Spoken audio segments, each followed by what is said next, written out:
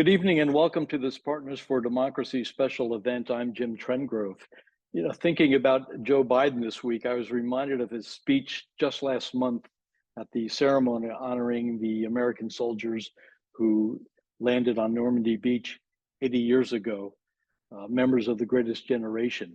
They showed their bravery. Many of them paid the ultimate sacrifice, and they saved democracy. But what struck me were President Biden's words about what's happening today. And I'll read here. Let us be the generation that when history is written about our time in 10, 20, 30, 50, 80 years from now, it will be said when the moment came, we met the moment, we stood strong, our alliances were made stronger, and we saved democracy in our time as well. And that, in a sense, is what we're doing here tonight.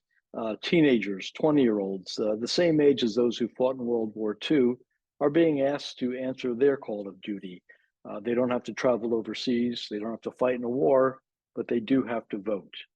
And if they do that in large numbers in November, we someday might look back at Generation Z and say, that was a pretty great generation as well. Tonight we'll be hearing from and talking about Gen Z and also about the creative efforts of TurnUp, an organization mobilizing young people to vote in November. I think you'll be persuaded to offer them your support, and you'll be given that opportunity. A couple of housekeeping chores here. We have questions during the evening. Please put them in the chat if you do. And this event is being recorded, so you'll be able to review this on our website in a day or so. And we are pleased that Maryland Congressman Jamie Raskin has made time to be with us tonight. Roberta Baskin will introduce him. Roberta? Hello, welcome Congressman Jamie Raskin. So good to see you. Thank you, thank you. And we're here to talk about young voters, but now there's also a question about who they'll be voting for. And we know there was a closed door meeting of House Democrats today discussing just what we've heard. The mood was pretty gloomy. So I just want to give you the opportunity before we go into the youth vote to say anything you wish to share on President Biden's candidacy. Well, maybe could we save that for the end? Sure. Something might change now in the beginning. Okay. I'm speaking I am really delighted to have you back and to talk about my favorite subject is how to engage young people. And we are living through this pivotal moment, political time in America's storied history. We've got 8 to 10 million young people who are eligible to vote in the next election, who are becoming eligible to vote. And I really want to have you talk a little bit about the Democracy Summer Fellows, which is an amazing program born in 2006, and the role that it plays in engaging high school and college age young people for all that it does. Well, Roberta, thank you so much. I'm delighted to talk about Democracy Summer, and then we can, expand from there to talk generally about the youth vote in 2024 and mobilize young people. But so Democracy Summer was born in back in 2006 when I first got into politics, and I was running for the state Senate, and I was like the underdog of all underdogs because I was running against a 32-year incumbent who was the president pro tem of the Maryland State Senate and kind of the boss of our local political machine. But I was running because the incumbent had introduced legislation to dramatically expand the death penalty, and I'm a big opponent of the death penalty, had introduced a pro-Iraq war resolution, and I was very opposed to the Iraq war, had been blockading marriage equality and all this stuff. This is a Democrat, and so I said, I was gonna go ahead and run. And my favorite story about that race is when I first announced, there was an article in the Washington Post quoting a pundit who said Raskin's chances of victory are considered impossible. And 9 months later, he got 67% of the vote. And they had another article quoting a pundit. And did young people deliver that for you? Yeah. Was that young people that made that happen? Impossible numbers? Well, but when I won, there was another article in the newspaper quoting a pundit who said Raskin's victory was inevitable. So I went from impossible to inevitable in 9 months, because the pundits are never wrong. but I think you mean the pundits are often wrong. And right, the pundits now are saying that young people are checked out. exactly. So, and I like to tell the young people in Democracy Summer that in politics, nothing is impossible and nothing is inevitable. It's only possible through the democratic arts of education and organizing and mobilizing people for change. And so, but anyway, when I first announced, I was very eager to get all of my kids and all three of our kids and my nieces and nephews and like a dozen of them involved in the campaign. And it played a good role for me. And I'll tell you this one other story from when I first announced, because I laid out everything I wanted to do. We wanted to abolish the death penalty and pass marriage equality and pass major gun safety legislation, ban assault weapons. Like I went through the whole thing. And this woman came up to me and she said, Jamie, great speech. I loved your speech. But one thing, take out everything you got in there about gay marriage, because it's not going to happen. It's never going to happen. And it makes you sound like you're really extreme, like you're not in the political center. And my three kids were right there watching this exchange. And so I didn't know what to say. I didn't want to offend her because I didn't have that many attendees at my kickoff rally, But I said, thank you for telling me that, because it makes me realize that it's not my ambition to be in the political center, which blows around with the wind. It's my ambition to be in the moral center, Nice. and to bring the political center to us. And so, and I realized like I wouldn't have thought of it that way if my kids weren't watching, and I really wanted to get them involved. And so I talked to all my nieces and nephews, and they came to my opening kickoff, but I really wanted them to come and spend the whole summer there. And I remember my niece Maggie saying, well, what are we going to do? Put on our resume that we work for our uncle's losing state Senate campaign? And I said, no, first of all, we're not going to lose. But secondly, you're not just working on a campaign. You're going to be part of Democracy Summer. And I was, making it up as I went along. And then she said, what's that? Like, well, we're going to have people come in and we're going to talk about the history of political and social change in the country and the struggle for democracy today and how you're part of it and the role that young people have played in the great civilizing movements of our history, like the Civil Rights Movement and the Mississippi Freedom Democratic Party and SNCC and so on. And so anyway, they got them interested, and that was the beginning of Democracy Summer. Now that was back in 2006 where we had like 25 or 30 kids. This summer, we have more than 1,000 young people across America. We're in 45 states. We are embedded in 150 different campaigns, but we still have the seminars with historians like Tim Snyder, who just gave us one, great union lawyers and leaders. We just had Randy Weingarten yesterday, the president of the American Federation of Teachers. We have elected officials. We have great campaign strategists and fundraisers.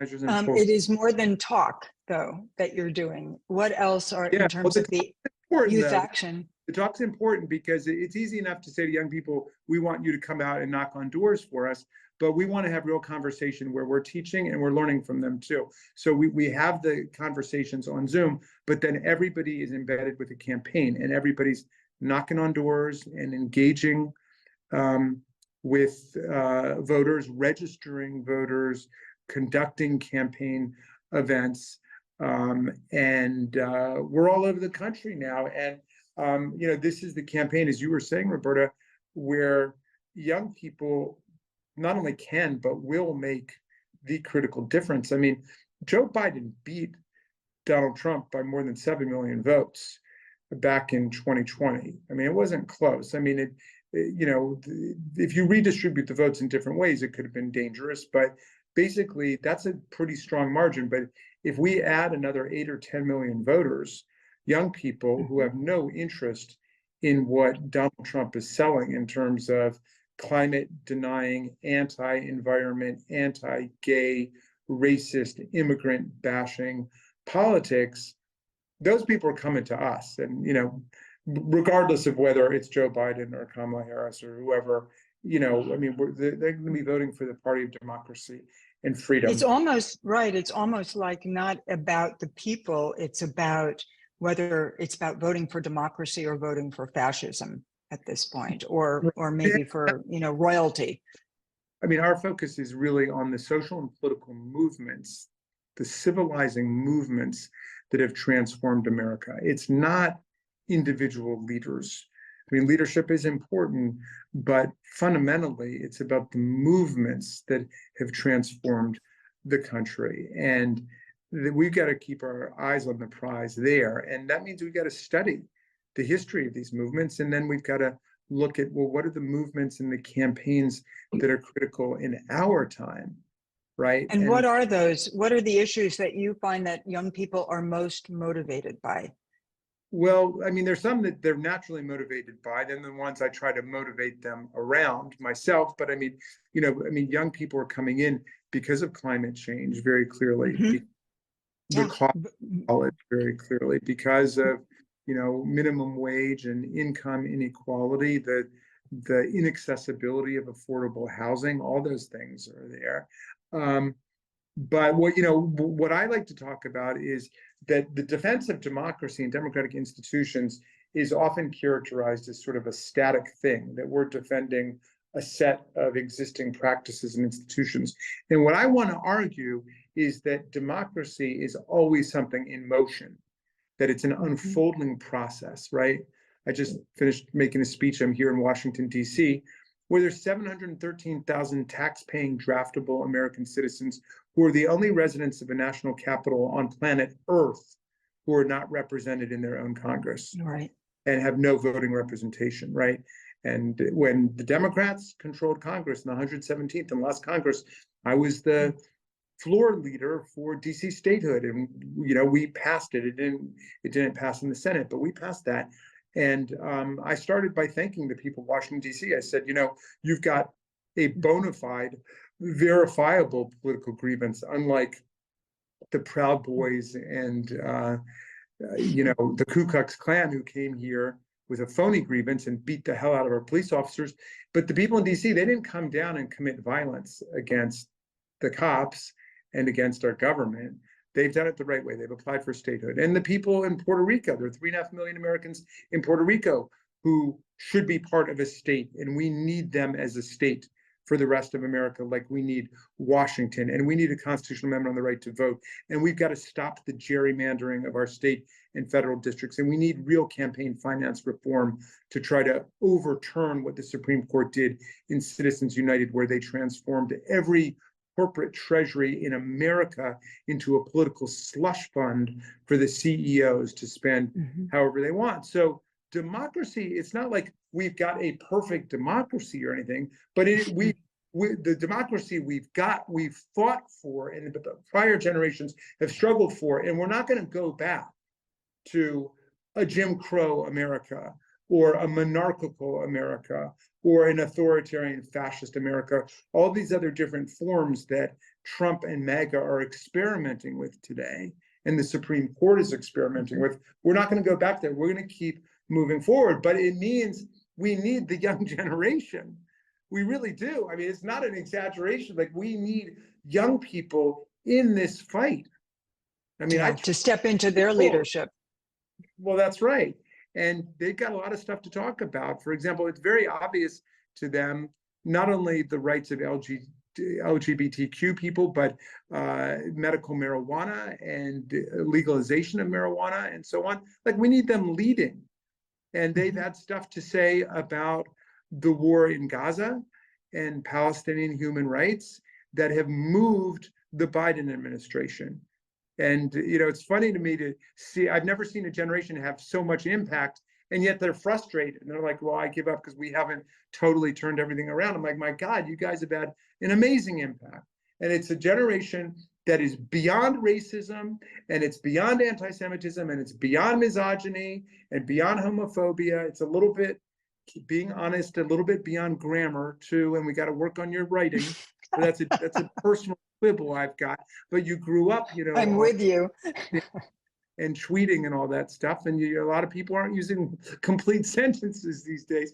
But look, it is a generation with some really extraordinary values and that understands things in a profound way, you know? And Anyway, they do. I mean, it's about having a livable future for them. I mean, when you think about the difference in you know, how much Biden has done in terms of our climate emergency and yes, where we will be going with drill baby drill and a bribe of you know, give me $1 billion and I'll do what you want. yeah. Can you, just from your perspective, take the barometric pressure on what you think the major issues that will motivate young people to turn up at the polls in November? Well, look, I mean, I'm of the mind that if our species were smarter, like if we had bigger brains and less destructive, right, i.e. bigger brains, right? If like we were not so drawn to violence and war and hatred and so on.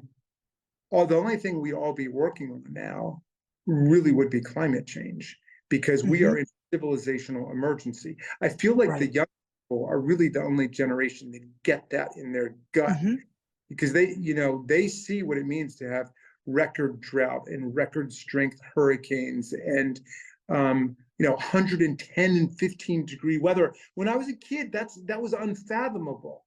I mean, when there was 100 degrees somewhere, you'd read about it in the newspaper.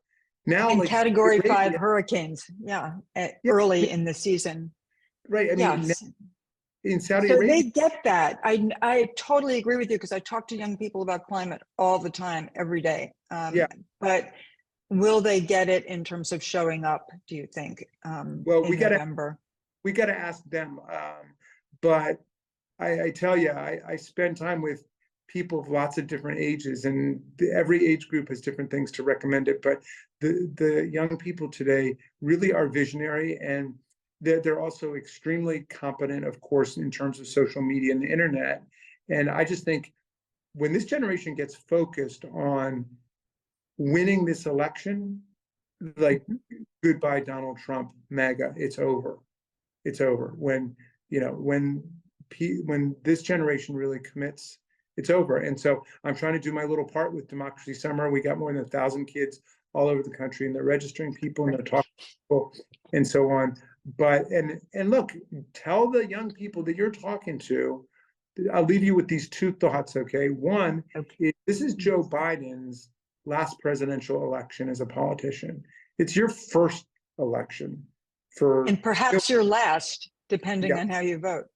Yeah, right. And it could be our last easy election. It could be, you know, but we need you right now. And tell your brothers and sisters and your friends, okay? Because everybody says, well, what's the message? And we're not messaging right, and it's too complicated and all that stuff. And I say, okay, here's a very simple message. I've boiled it down for you. Everything that you need to know about voting is everything that you need to know about driving. If you want to go forward, you put it in D. And if you want to go backwards, you put it in R. Okay. If you don't want to go anywhere, keep it in neutral. So okay, that's a great message to leave us with 119 days to go. We're grateful for your leadership, Congressman, and your courage in keeping our democracy from sliding into places that we don't want to go. So thank you so much. All my love and solidarity, and please go out and hang tough and register voters and make sure everybody's got a voter plan. Don't leave it up in the air. Get a specific plan, all right? Is there any last minute thing that you want to say about Democracy Summer? Oh, yeah, in terms of how we can help? Or you know, Biden, he legitimately won all those delegates. And if anybody's going to change their mind about where things are going, it's going to have to be him. So I'm trying to take it easy here, because I know people are freaking out about it, but this is a team sport, and regardless of who the pitcher is on any particular night, our team is going to win, and we got to keep everybody together. And we have such an amazing record of success with the Infrastructure Act, with Inflation Reduction Act, with lowering drug prices, and we're moving in the right direction. And that's the critical thing. So I think our question will be answered, obviously, by our convention in a month. We'll know and probably in a couple weeks. But you guys be the cool people and say, I'm standing on the platform and the program and the politics of this party and personalities, you know. Thank you so much. Really appreciate your joining us, Representative Raskin. And yeah, hope to see you again soon. Take care. Bye-bye. Back to you, Jim. Okay, thank you very much. Thank you, Roberta. Albert Medina is leads the communication team at Circle, the Center for Information and Research on Civic Learning and Engagement at Tufts University. Alberto, if you've unmuted yourself, you've been following the young voters from 2016, 2018, 2020, 2022. You've been watching them emerge as a strong force. But what are you seeing in 2024 as compared to 4 years ago in the 2020 election when they turned out very strongly for Joe Biden?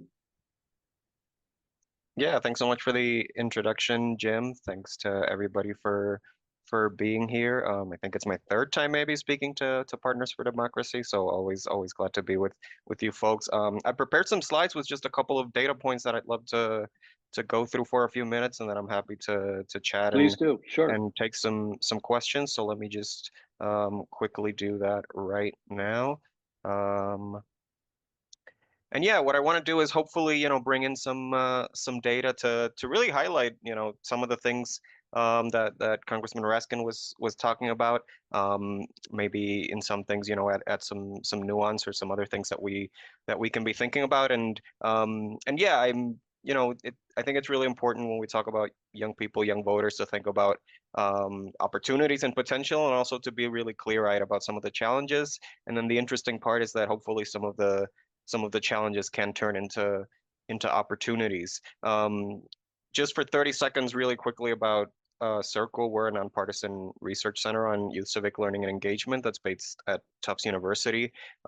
We focus on providing rigorous, timely, accessible, and responsive research on not just on youth voting, on other aspects of youth participation, but also on civic education and other parts of this work that feed into how young people become ready to be voters and leaders and stewards of our democracy. And as Jim mentioned, we've been following young voters for a long time.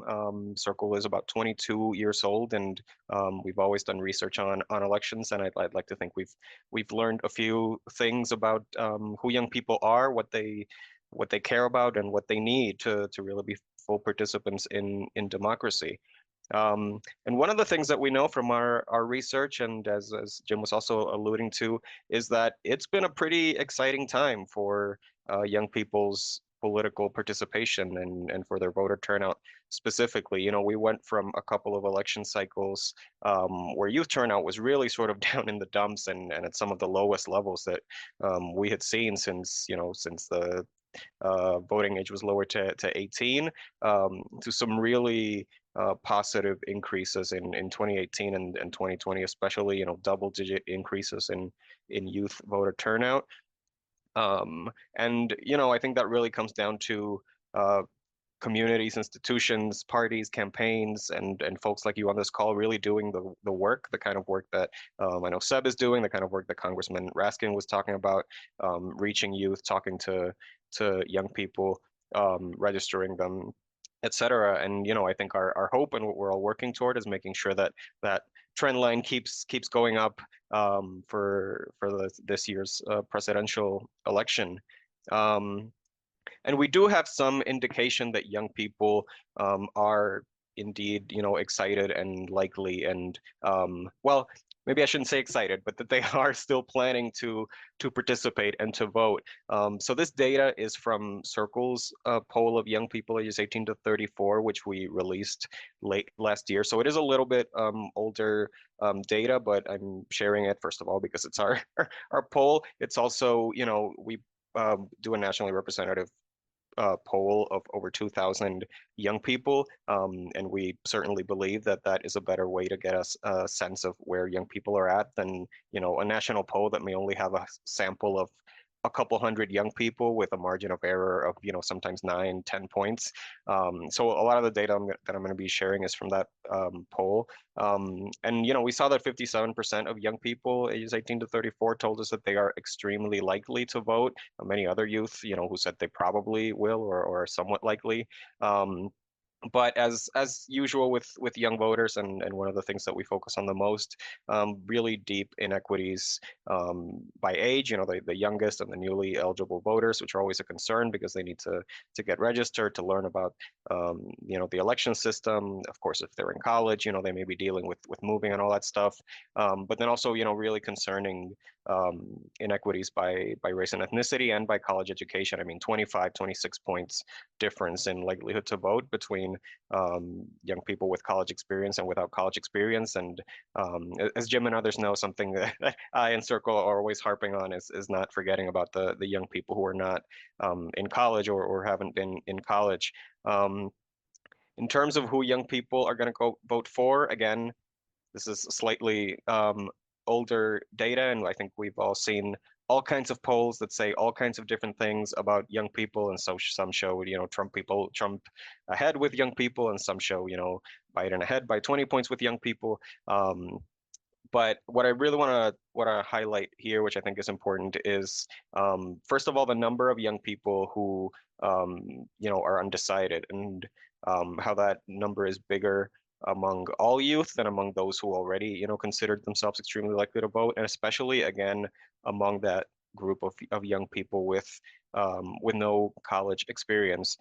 So again, a challenge there, but also an opportunity, because these are young people who still need to be talked to, still need information, still need help making up their mind about what their decision should be, versus youth who are already consider themselves likely to vote, and as I said, that really correlates with college experience as well.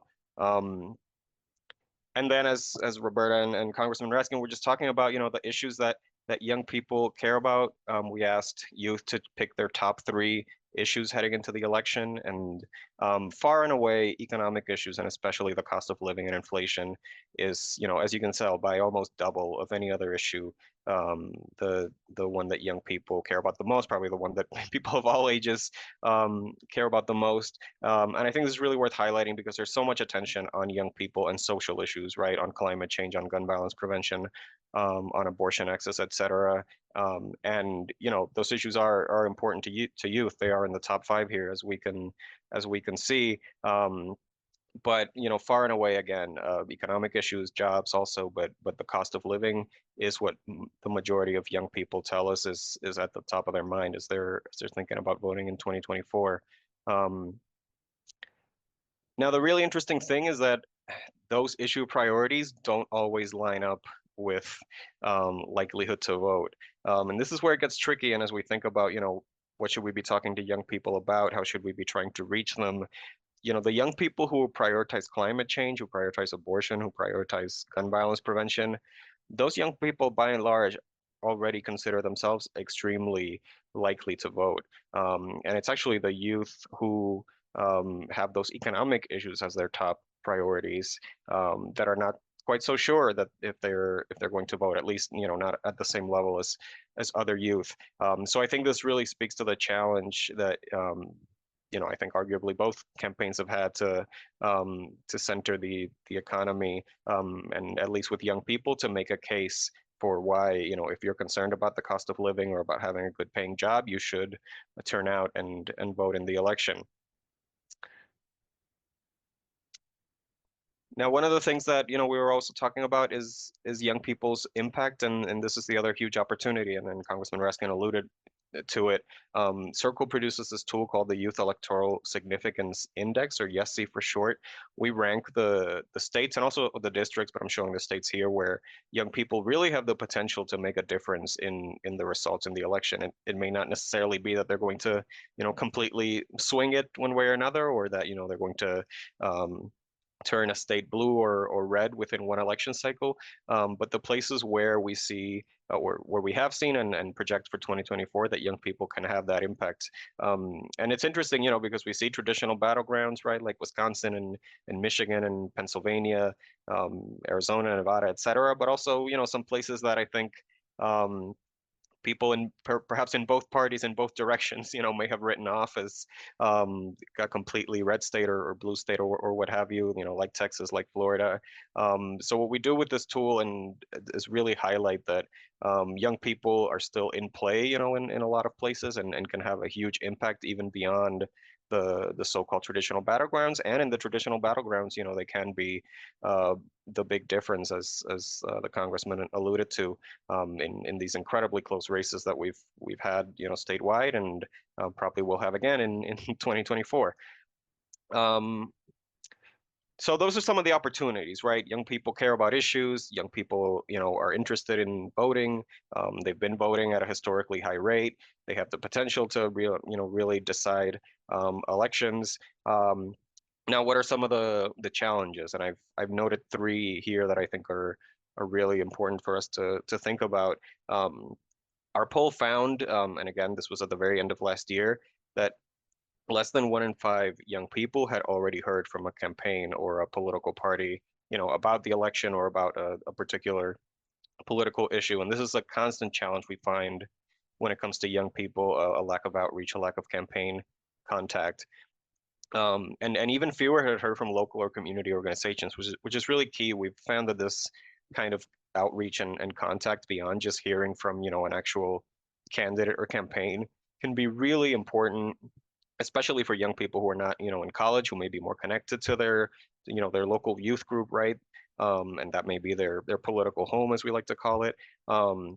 But also a lot of times these groups are the ones that, you know, have the trust of young people, already have connections with them, and are already really well positioned to help young people understand how the issues they care about, you know, and what's actually happening in their communities can connect to, you know, what they what and who they have a chance to vote for in the election.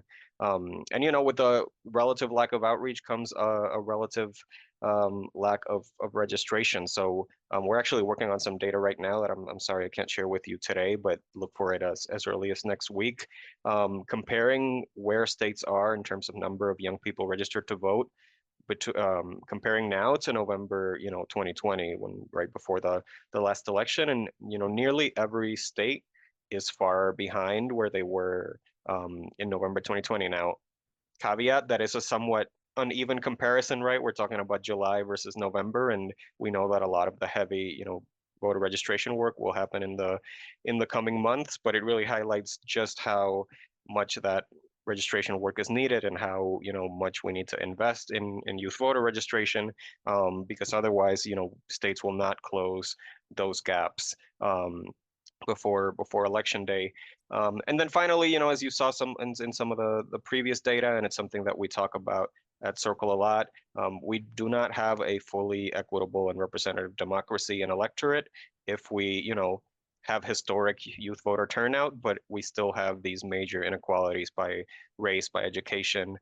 There's a big urban-rural divide as well that we have data on. So, you know, I always say, as we're doing this work, talking to young people, registering young people, reaching out to young people, if we look around and we only see, you know, white faces, we only see college-educated faces, we only see faces, you know, from you know, the cities and the suburbs, we are not just doing it wrong in a sort of ideological, moral sense, but you know, we're not going to close the gaps that we need to close, and we're not going to significantly increase youth, you know, voter turnout and engagement, because you know, youth of color, non-college youth, rural youth, these are the groups of young people and the communities that really need outreach and support to participate in the election.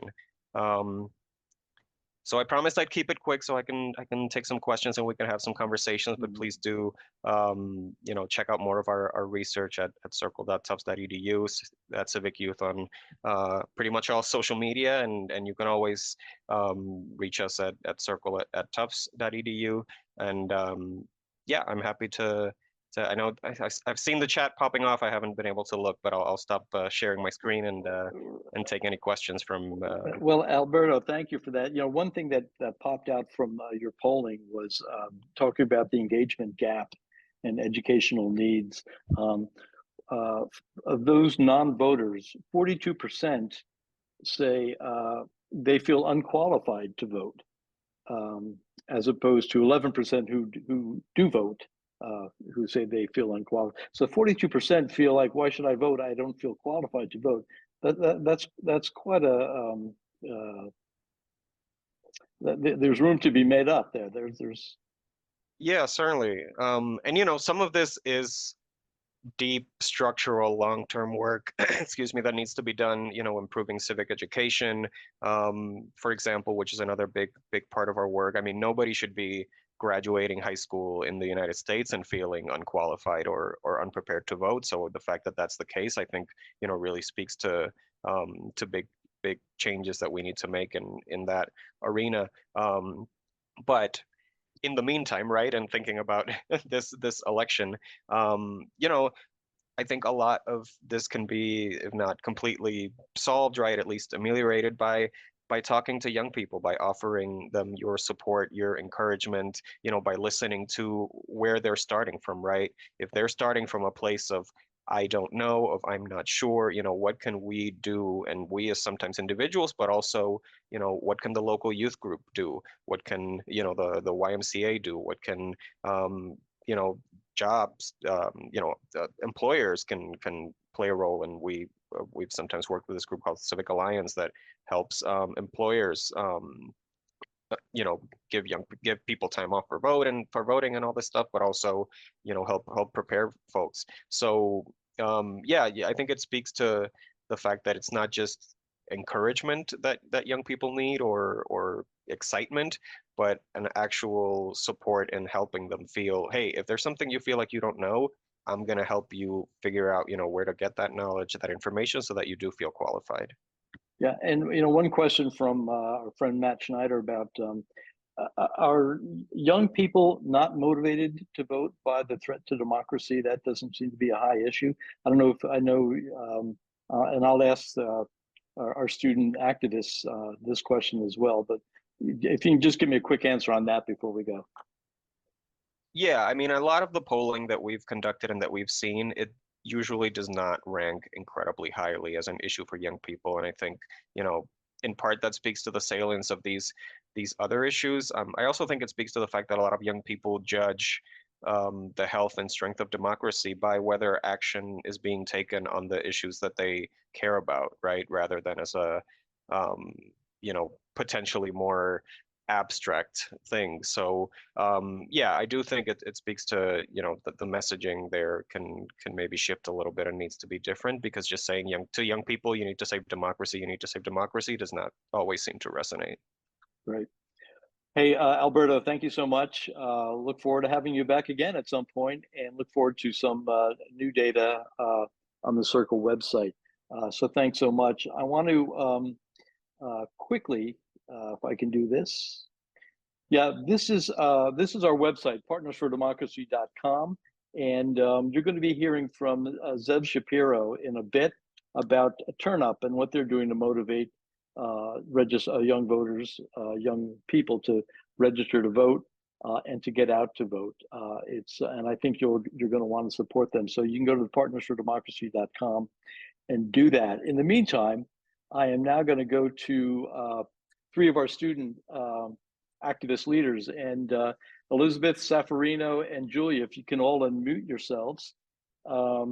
Julia Lewis will be a junior at American University. She's vice president of the Voters of AU here in the Washington, D.C. area. Safarino Dor will be a senior at Fort Valley State University in Georgia. He's a student athlete majoring in political science, former president of the school's Political Science Association, and a star volleyball player. And Elizabeth Brubaker will be a junior at Emory University. She's politically active on and off campus there. She's from Charlottesville and has an interesting summer internship at the Fulton County District Attorney's Office with Fannie Willis. So I'd like to welcome all of you. Are you unmuted? I'd just like all of you to say hello. Hi. Hello. Good. Good to see you. Safarina, let me start with you. From what you've been hearing so far today in this chat, and in conversations you've had with friends, with classmates, are you encouraged at all by you young people turning out for the 2024 election, or is there still a lot of work to do? I am encouraged. I think that we see in this election, we see a rematch of 2020, but sort of with a different context. You know, back then we saw COVID, we saw the George Floyd riots, we saw everything going on around that context. And this time it's a little different. We aren't in all that social upheaval, but we still are facing issues like climate change, inflation in the economy. We have 2 wars going on right now. So I think a lot of those issues really get in the mind of young people, and it makes a lot of people wonder, just as they did in 2020, does my voice really count? But I think that as we see in the statistics provided by Alberto, that a lot of young people are noticing that they do have the ability to be able to make change. There's, as I said, 8 to 10 million of us. And we see that in swing states, especially, that those votes can have a big effect. And I think that as we go forward in this election and in this campaign, that young people will get more and more motivated to come out as it gets closer. They see that the stakes are a lot higher than you may believe right now. But again, as it gets closer, I think that young people will come out just as they did in 2020. Julia, are you? What is your view of the young electorate at this point, 4 months out before the election? Yeah, I really agree with what Safarina said. I think, like he said, it's really interesting to compare the political climate amongst young people right now to what it was in 2020. I was very involved in the youth climate movement at that time, and so I was involved in a lot of conversations about voting rights, get out the vote, and I felt like the atmosphere amongst young people at that time was very hopeful. A lot of people felt like we can do this, Biden can win. People were terrified of a second Trump term, but we had just had this incredible summer of mobilization. People saw that their voices were being heard, and they were really motivated to get out in the streets and make that change happen.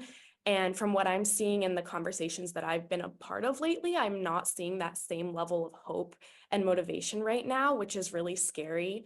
I think a lot of young people feel very disenfranchised, feel like neither candidate fully represents them. A lot of young voters of color don't see their faces represented, and that can be very, very hard to grapple with.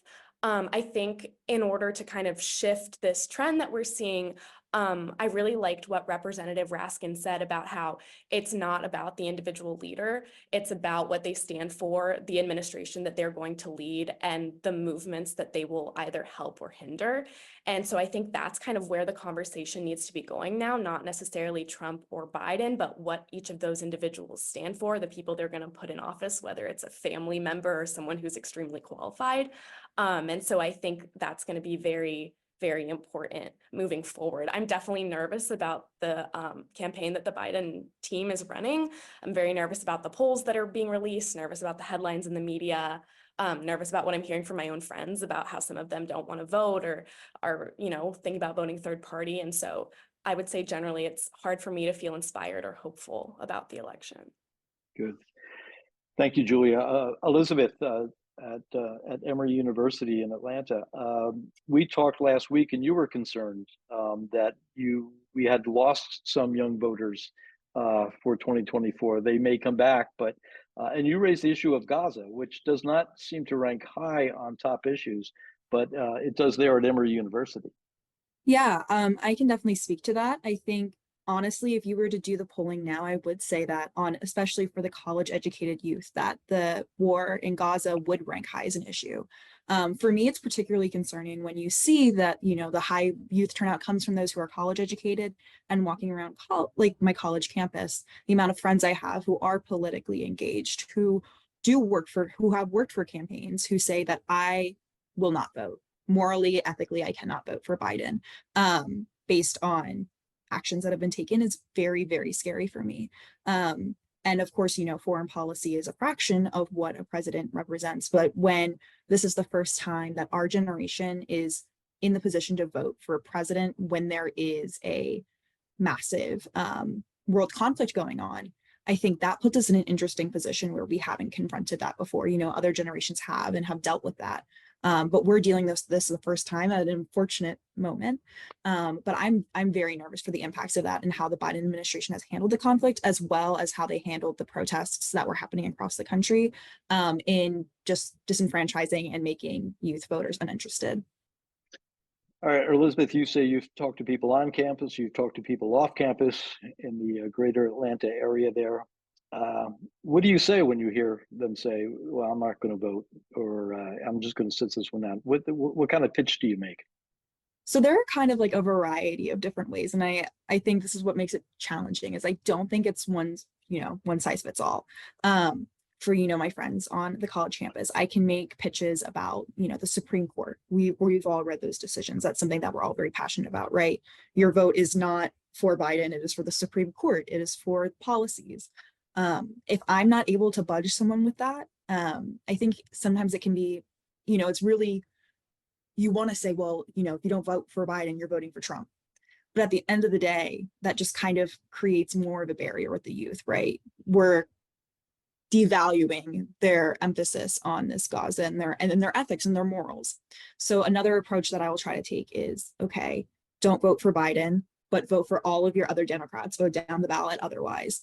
And then I also do a lot of canvassing outside of Atlanta, or outside of Emory and the Atlanta community. And there with the youth that I meet, it tends to kind of be more of what you would imagine, like, I don't care. Is kind of more of the trend that I hear when I leave my campus. And for that, it's really, well, what do you care about? Okay, you care about making money. Okay, you care about, your rent, and kind of letting them lead the conversation and tell me what they care about. And then just kind of trying to frame that their desires in the election is kind of my pitch. But I think that there is like a lot of different approaches that you have to take based on the individual. And I know for a lot of people, the first jump is like, well, if you don't vote for Biden, that's a vote for Trump. And I think as we get closer to the election, that will work. But for right now, I think we need to make sure that we respect or try to understand some of the youth in their hesitancy to vote for Biden. Julia, is the fact that Joe Biden is the candidate, is the presumptive nominee, I should say, he's got the delegate votes, is that turning off young voters? Do you mean by his policies or his age? His age, I'm sorry, yeah. Yeah, I think I wouldn't say it's like the concern about his age is as big among young voters, at least the people we've talked to, especially in comparison to the Gaza issue, for example. I think the people I talk about who don't want to vote for Biden or are feeling very hopeless about the election, it has more to do with the policies, particularly the genocide in Gaza. I would say age is definitely a concern. It's almost laughable, frankly, the age of both candidates that are running and, the debate that just happened and all of that kind of thing. But I would say, at least from the people I've talked about in the conversations that I've had, it's more the policies, particularly about Gaza, and then general hopelessness that people's voices don't matter, votes won't count, etc. Okay. And Safarino, 4 months to go. What are you going to be doing to help drive out the vote between now and election day? You don't have volleyball until the second semester, so you've got some time on your hands. What are you going to be doing?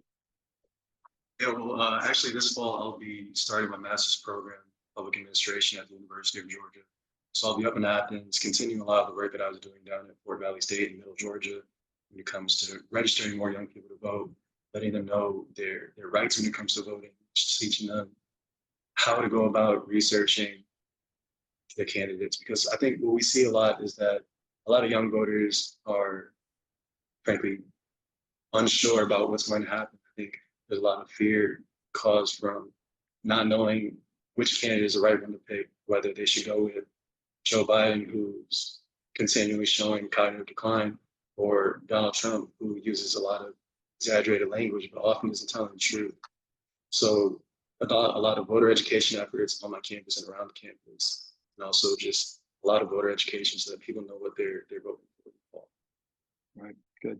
Hey, thanks all three of you. Enjoy your summer, and hopefully we can catch up down the road in a couple of months. Take care. Thank you. Thank you. I want to go now to Zev Shapiro. Hello, Zev. Hi there. Thanks for having me. Great. And let me put the slide up again if I can. Hold on. There we go. This is the website where you can go to after you hear Zev speak or while he's speaking. You may want to support his efforts here. Zev, you started Turn Up in 2019, if I'm correct, and you were just starting at Harvard University. You just graduated from Harvard, and you are mobilizing voter registration and through 4 different initiatives. But first, quickly tell me about how did you get involved in all of this to begin with? Well, first, thank you so much for having me, to you and the entire team, and really amazing remarks and presentations to follow. I'm going to do my best.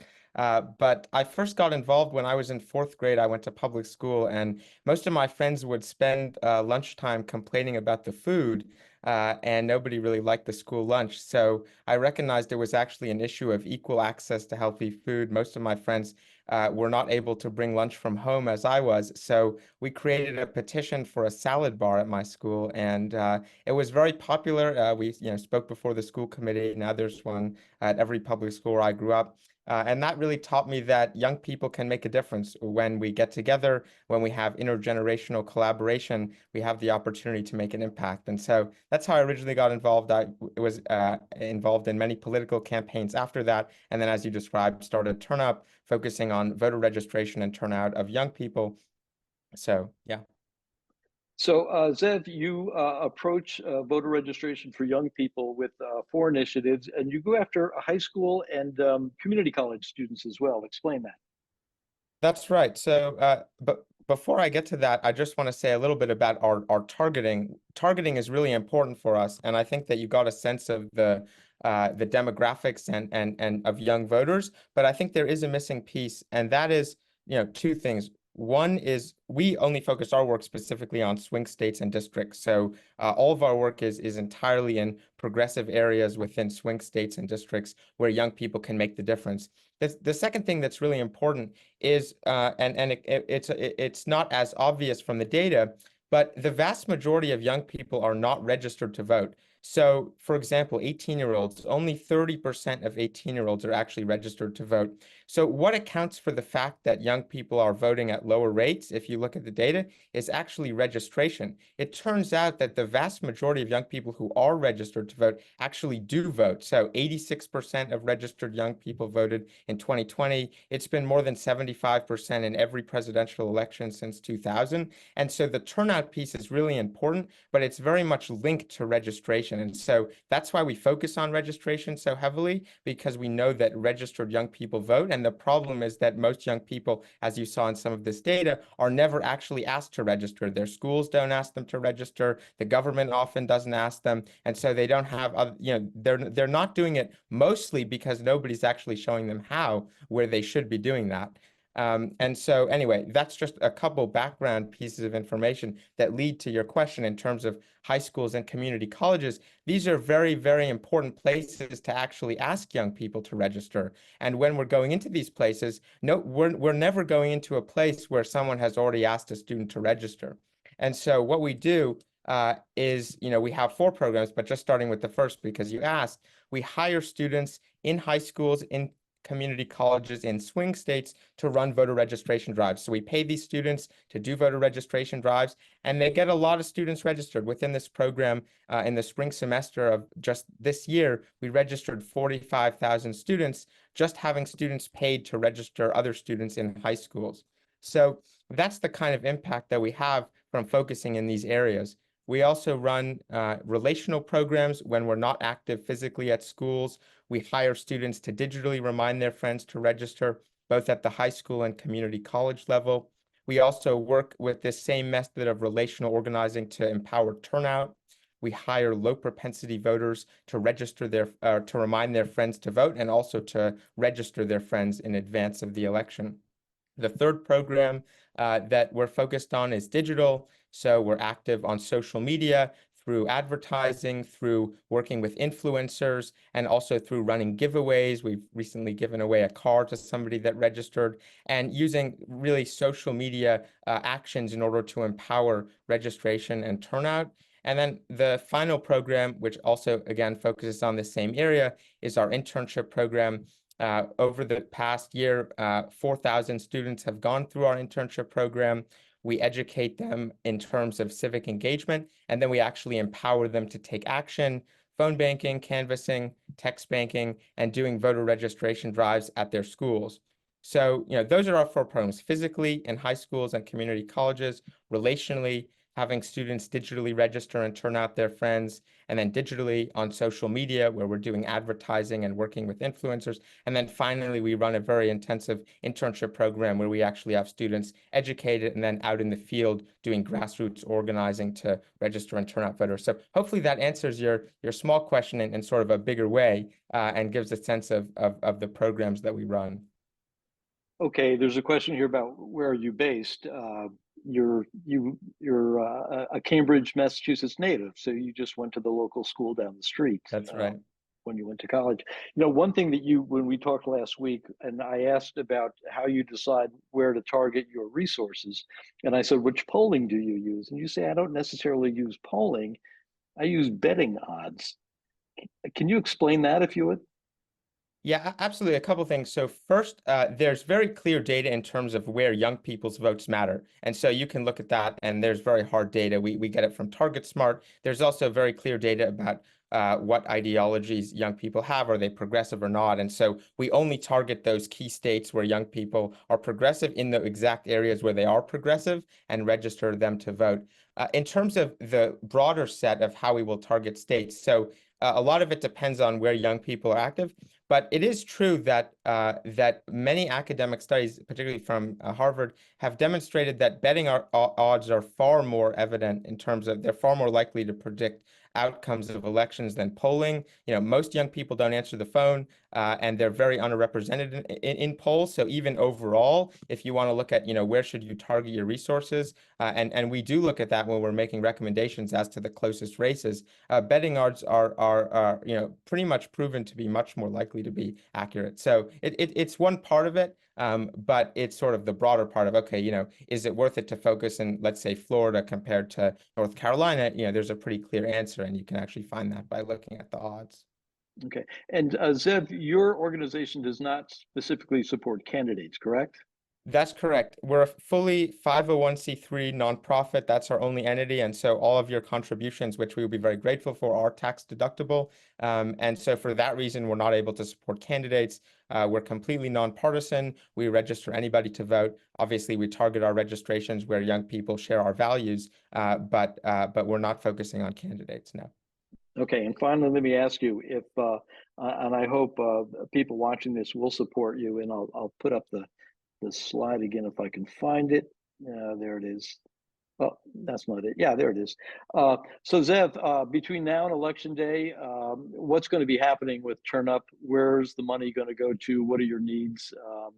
And what's the ball game? Yeah, absolutely. Great question. So on an organizational standpoint, we're focusing, picking up our registration activities again in mid-August at these key schools, and then focusing on turnout. So that's digitally, that's physically, that's with low propensity voters. One of the key areas that we'd like to expand to, and with your support, is we think this election is going to be a lot more critical for turnout, as many people have said, than in the past. We want to have 86% of registered young people vote, but I think it's going to be much harder this year for many reasons that folks mentioned. It's going to be high, but it's a question of how high it will be. And for that reason, we'd like to hire back all of the students that we have hired to do registration. We want them to actually remind those new registrants to vote. And so we're going to rehire those students, and that's something that we're doing that's new this cycle, because we think that the turnout piece is a lot more important. And so that's one of the key areas that your contributions will go to, because we think that that's really important, and it wasn't as important in the past. Okay, and Zeb, just to make clear, your website is turnup.us?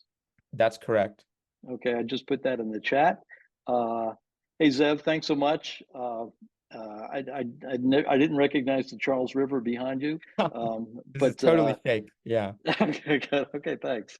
But thanks so much, and best of luck for you, and we'll be interested to hear from you in a couple of months and find out how things are going with registration. So Well, thanks. thank you very much. I appreciate your generosity in having me and the generosity of your members as well. Okay, great. Thanks. All right. Well, thank you so much. And now let's go to Ed Cohen for some closing thoughts. Ed, if you're unmuted, you can take it away. Thanks, Jim, very much. And this was an extraordinary evening, I have to say. I was blown away by just about everybody who spoke. So I want to thank the panel. Jim, I want to thank you and Roberta for taking us through this evening's program. I have three things I want to say tonight, and I'll make it very quickly. I know all of us are very concerned about who the presidential candidate's going to be. We have not taken a position on that. It's above our pay grade. In fact, everything's above our pay grade. But the point here is that we need to set up the structure, the infrastructure for whoever our candidate is. If it's Joe Biden, great. If it's somebody else, great. It's out of my hands, but I do know that we got to get people registered. We need to get them to vote. And that's why people like Zev and his organization are really important. So please don't be dissuaded from participating in this election because we don't yet know who our candidate is. The second thing is that you should talk to your kids, you should talk to your grandkids, try to one-on-one conversations, maybe not from people of our vintage to people of their vintage is the most effective, but we've got experience. I, for one, have 50 years more experience than most kids in college. And so, you want to try to sell that to people and explain to them what is at stake and try to probe them as to what are the issues that are motivating them. Jamie put it the right way. This is a civilizing moment, and that's what they need to focus on, and not so much on personalities. The last thing I want to talk about is our next special event, which, believe it or not, is a week from Wednesday. And you'll be getting an invitation tomorrow. We didn't want to step on our own programming by sending it out early, but we're welcoming hang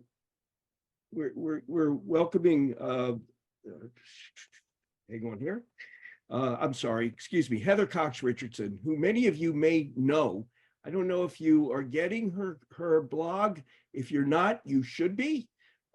She is extraordinary. She's a political historian who uses facts and history to make observations about contemporary American politics. And I think she's probably writing the best blog out there today. She is going to join us and a number of other groups, where a number of groups like us are joining together and having a single program a week from tomorrow. She's going to talk about the importance of organizing, the importance of groups like us and the other groups, and her vision of what's going to happen with this election. As I say, I think she's the smartest person I know out there. Over 1.5 million people are reading her blog. If you don't get it, you should. So you'll be getting an email from us tomorrow, if you're on our list, with the link, the date, and the time.